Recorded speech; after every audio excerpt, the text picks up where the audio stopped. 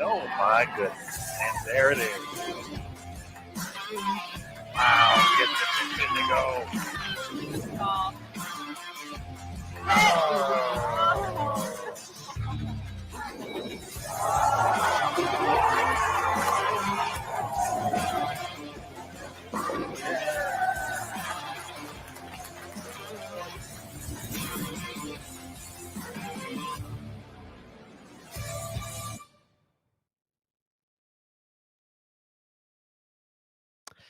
Hello again, everybody, and welcome back to Bold TV for continued coverage of the 2021 U.S. Women's Open from Double Decker Lanes in Rohnert Park, California. My name is Aaron Smith with Bold TV and USBC Communications, and we are ready for match play. 32 games are in the books, but now 3 8-game rounds, 24 games, round-robin match play to determine the top 5 for the CBS Sports Network finals on Tuesday, and of course, to determine eventually who's going to take home the $100,000 top prize and the coveted green jacket that goes along with the U.S. Women's Open. We're going to head out to the lanes as competition is getting underway as we speak right at this very moment. We're going to kick things off with Daria Payuk taking on Diana Zavjalova. That's actually the 5-6 matchup right now, heading into match play in the final 24 games. We're also going to see here Shayna Ung versus Jordan Richard. But if you're watching on BoldTV.com, as you already know, you can watch all pairs in play and follow your favorite athlete throughout the course of competition. As we settle in here, we're going to head all the way over to Double Decker Lanes and welcome in Emil Williams Jr. to the broadcast. There he is, EWJ. Hey, Aaron, where are you?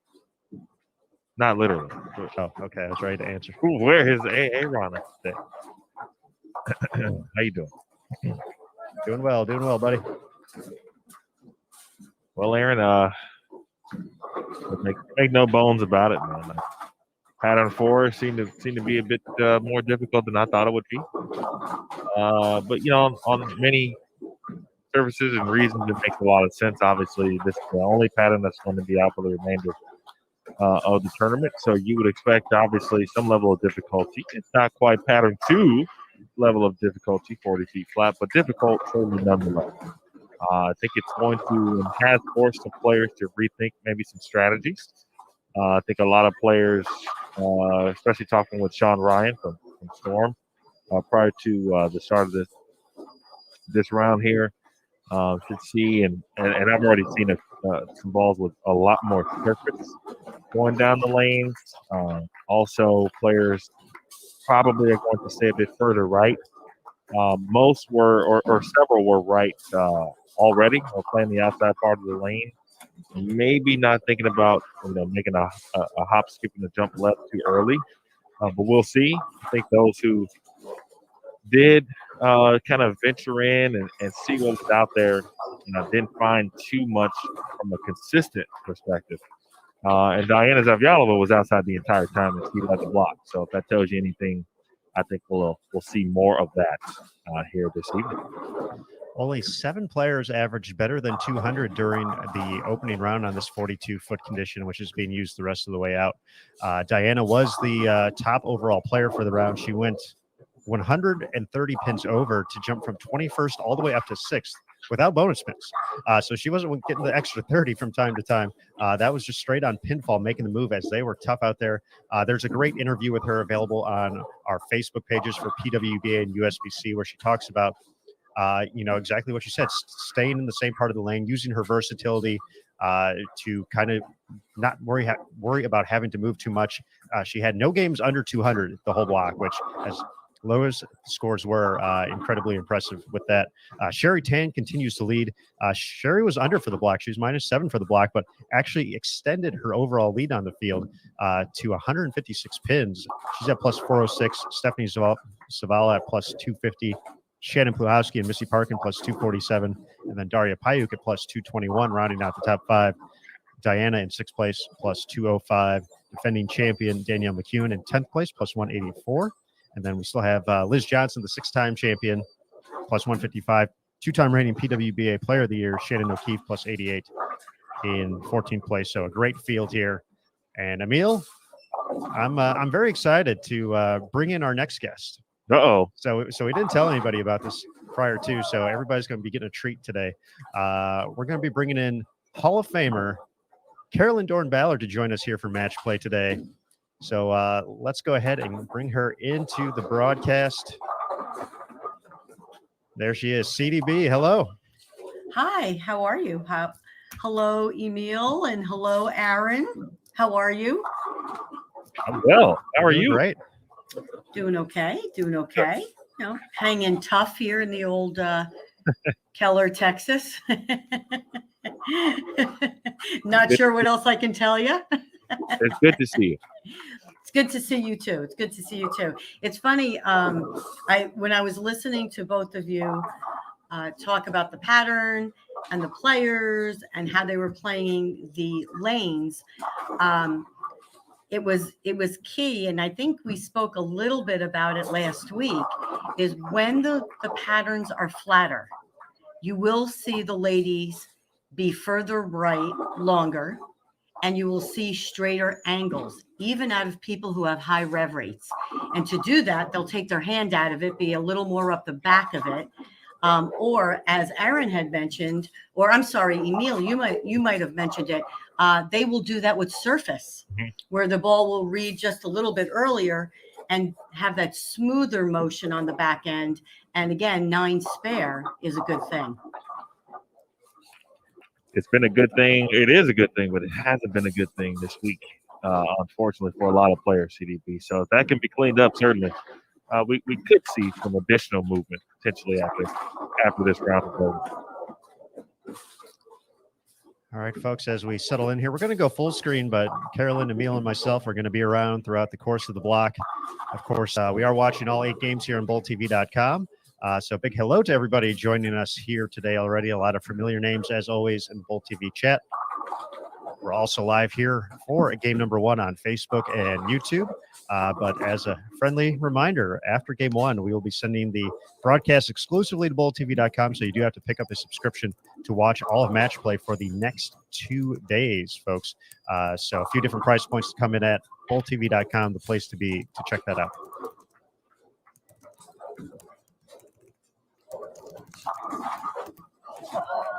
Wow. I don't know if the 7 was standing, but I know the 10 was for a minute.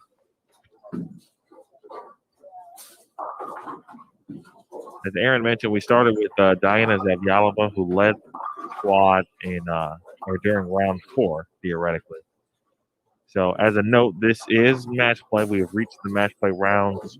I know this morning a little bit different than what we're used to seeing, especially at a U.S. Women's Open, with already cutting to the top 24.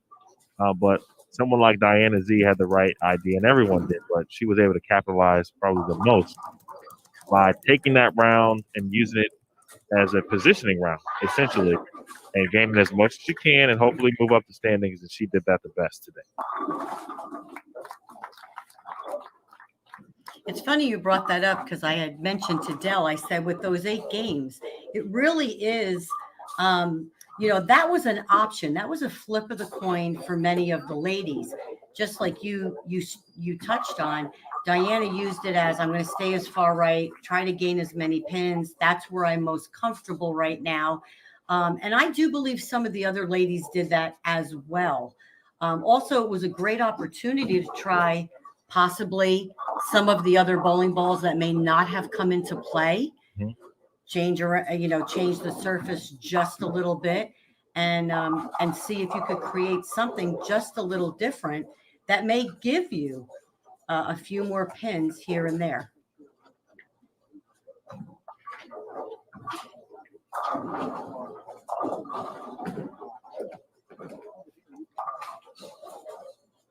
CDB, quick question for you as we get underway. Obviously, you've been in this environment multiple times throughout your career. Is there anything different about the beginning of a match play round? Like when you finally get to that point, is there anything different? Maybe not even physically, but more so how you feel about the atmosphere and what match play brings? I do think there is a way to prepare mentally more so for each part of an event that's a longer format, like a Queens, a US Open, you know, patience, when the lanes are tougher, the number one thing you have to remember is, yes, you are always going to have ladies that are going to bowl well, but it's 24 that they cut to. So you still have a lot of places where you can, you can wind up. And I think patience is the number one key. Once you get to match play, I think patience and watching the ball motion and catching it a little quicker are the two things that I would focus on. The third would be, and this should always be in every part of your preparation, fill frames. Don't try to look to strike, just fill frames. Be patient. Don't get down on yourself. Yes, you're going to have some bad games, but don't forget you're moving pairs and there will be the good games. So those are the three things that I think are key. Excellent. Thank you. You know, it's funny that you bring that up too. I mentioned to someone the other day, I was asked a question once about longer formats, tougher lane conditions. And this was my answer, and it would still be my answer to this day. I never went into the tournament looking to strike. I went into the tournament looking to hit the 1-3, which gave me the best opportunity to knock down the most pins and then make the spare. That's how my philosophy was. It wasn't I'm going into the tournament to strike or look for striking reaction. I was looking for 1-3 reaction. And I don't know if that makes sense, but I guess it's how I just kept it in perspective. I think it makes perfect sense, especially at the U.S. Women's Open. Maybe right. It might depend on, or it might be different in a different environment, or perhaps, let's just use a higher scoring house shot tournament, like something like that, where striking is important. In this situation, the second ball is the most important. I think we'll touch on a few stats that we came up with, or not me. Rob and John Lucido, Rob Gottschall and John Lucido came up with this week as well. And I know Aaron is a huge stats buff, so he'll be ready to get into that at some point soon.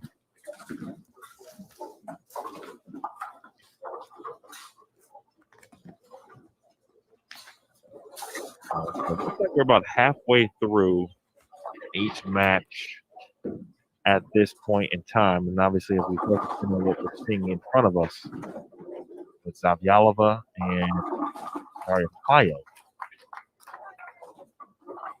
But all the friendships aside, when the one-on-ones are going down.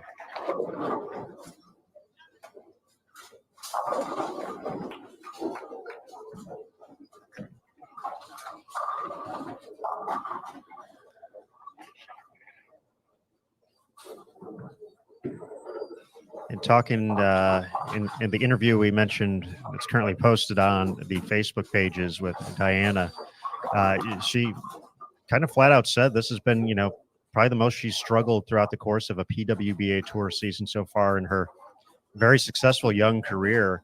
And Carolyn, I know that DZ is now local to the area we're from here in the Metroplex. I know she spends a lot of time at City View Lanes, practicing out there, getting ready for the tour. Has she kind of talked, to you and Dell over the course of this season, just, trying to find different ways to get a little more comfortable out there this season as she's been working on things in hopes of kind of getting everything back on track?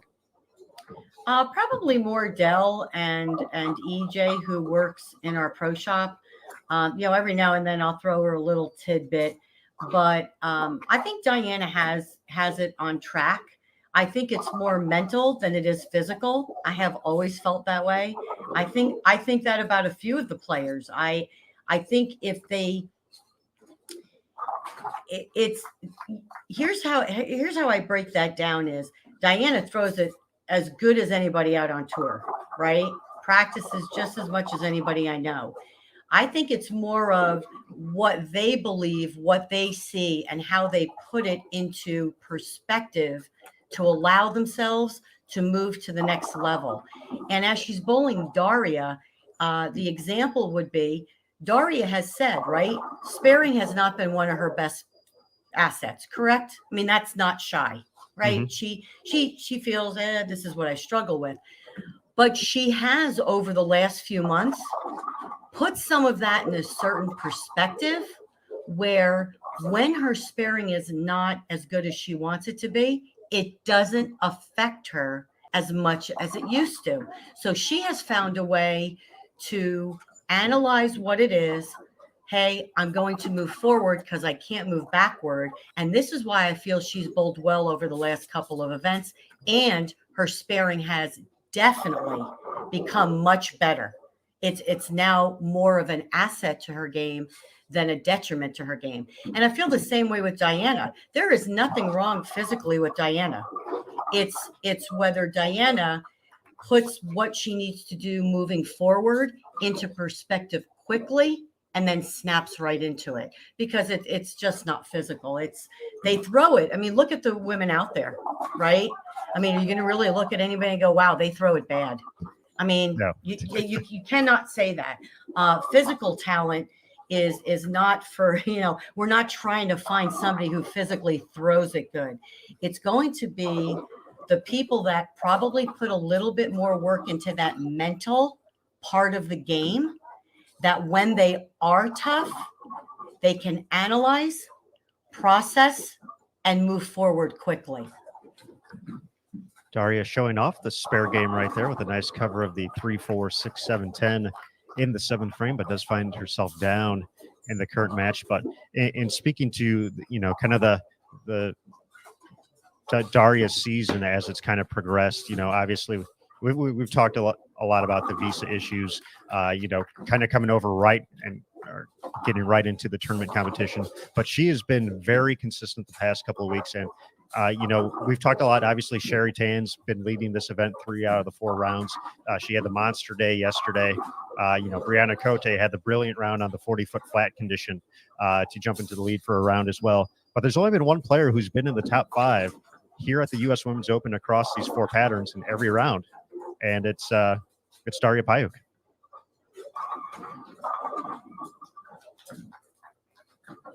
I think Daria's kind of come into her own a little bit in the last couple of events. And here's the other thing.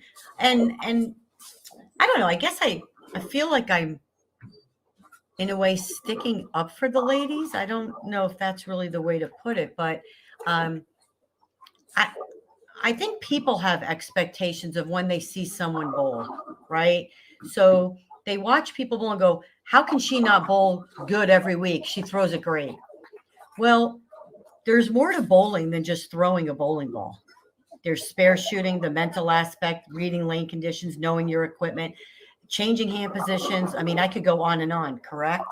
It's not just about getting the ball off your hand. And I think we get so caught up in how they throw it instead of looking at the whole picture.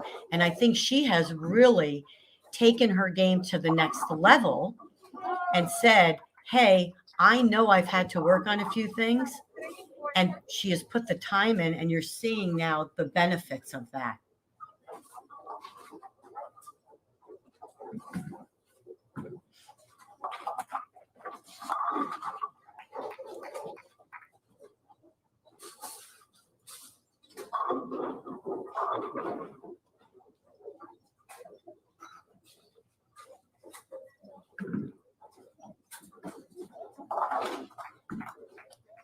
Shayna Ung up in her matchup against Jordan Richard over on 19 and 20. Although Jordan with the strike in the 8th frame can try and make up a little bit of ground here. Shayna Ung mentioned Daria being the only player in the top 5. Shayna entering this round in 7th place. It's actually the farthest she's fallen in the standing. She had been in the top 5 for the first 3 rounds. An incredibly consistent performance for her so far as well. Shayna's one of those sneaky ones. She kind of hovers, and then she may have a bad round, and then all of a sudden she goes into the top 5. And one of the things that I can say about the Singapore team, as we all know, a lot of the national teams, but just having firsthand knowledge and working with them at City View Lanes when they've been here, they are hard workers. They put in just as much time on the lanes as they do off the lanes, meaning, remember, I spoke about that mental training for quite some time. I believe their mental coach traveled with them. And I think that plays a big factor because if you watch the Singapore Ladies Bowl, they don't really get up or down, right? They stay pretty steady with their emotions and basically let their bowling speak for themselves. The other part of that is they repeat. They get up, they do what they practice. They get up, they do what they practice. And you see that out of all the national teams, plus all of our top athletes. The members from Team Singapore out of competition mode for approximately 20 months with obviously everything that happened in 2020 for many of them prior to their stop last week in Spokane.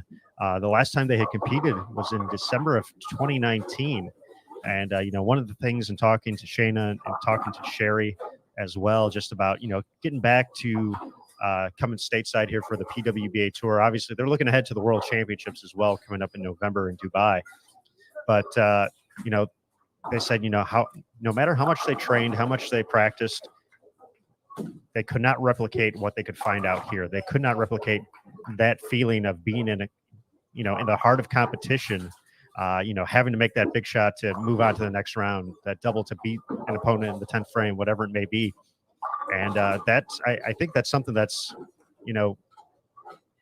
we think it's such a process of, starting on the approach, getting to the foul line, delivering the ball, seeing what happens, and then doing that throughout the course of the block. But having those extra things just kind of going on all around you, I think very important to consider for them. And I think with how well they bowled in both of these events just speaks volumes to the tremendous competitors they are.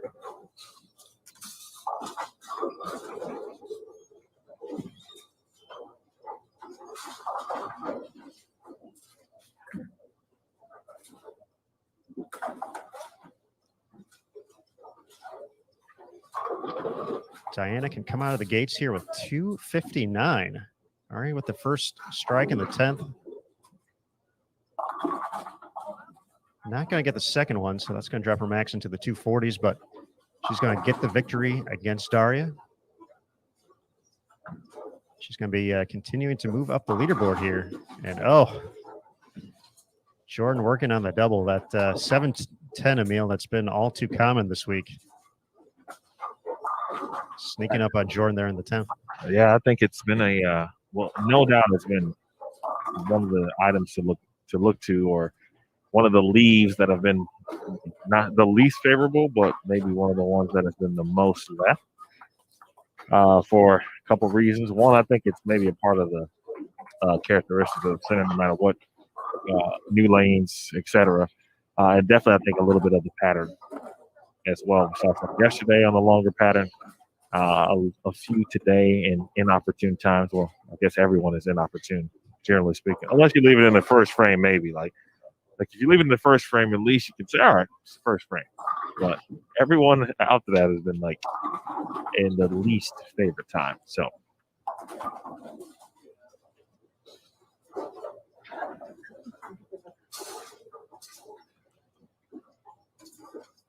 .710 is going to slow down Jordan to the tune of 149. So Shayna will get the victory. She's got the 3-6-9-10 here to get to the 170s, but even if she doesn't get it, 160 in the 30, based off of the scoring pace we saw a little bit earlier today on this 42-foot pattern, you'll take that with the bonus pins. You'll take it and run. Absolutely. The key to match play at the U.S. Open is win the bonus points. You're going to see a lot of pair to pair where, you're going to win 170 to 175, but the bonus pins is what's really going to take you to get those extra pins and move you up the ladder. Final score on 17 and 18, 245, 153. Diana Zavjalova. Big opening game. She continues her 200 streak, this 42-foot condition.